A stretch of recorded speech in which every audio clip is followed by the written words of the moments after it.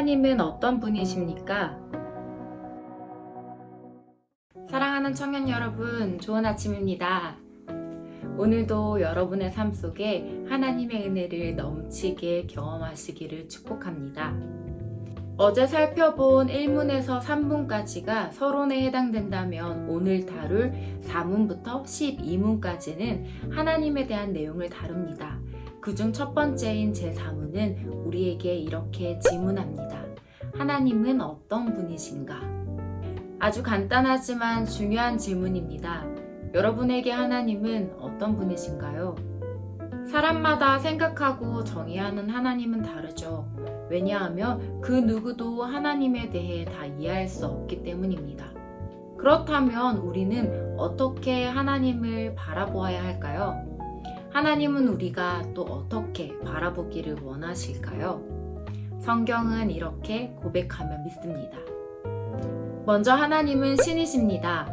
하나님을 영이라고 고백합니다. 영적인 존재이며 우리를 창조하셨고 모든 것을 초월하신 분입니다. 어떤 정의할 수 있는 형체를 가진 분이 아니라는 것이죠. 맹인모상이라는 말이 있습니다. 장님이 코끼리를 만진다는 뜻입니다. 앞이 안 보이는 사람들이 코끼리를 만져보았는데 저마다 다른 부분을 만지고서는 자기가 알고 있는 것이 코끼리라고 이야기합니다. 어떤 이는 벽, 어떤 이는 기둥, 어떤 이는 관이라고 말하고 있는 거죠. 다양하게 정의가 되었지만 정확하게는 정의할 수 없습니다. 우리가 하나님을 안다고 하는 것도 마찬가지입니다. 우리는 하나님을 완벽하게 알고 정의할 수는 없습니다. 단지 하나님이 알려주시는 만큼만 알 수 있죠. 그러기에 우리는 영이신 하나님을 이해하고 깨닫는다는 것은 불가능합니다. 그런데 이렇게 영이신 하나님을 아주 조금은 알 수 있는 방법이 있습니다. 완전하진 않지만 인간에게 어느 정도 나타나는 하나님의 속성이 있는데 이것을 공유적 속성이라고 합니다. 존재하심, 지혜, 권능, 거룩하심, 공의, 인자하심, 진실하심 등이 있습니다. 오늘 고백한 내용 중 이 속성으로 우리는 하나님을 조금은 알 수 있죠. 또한 하나님은 무한하시고 무궁하시고 변함이 없습니다.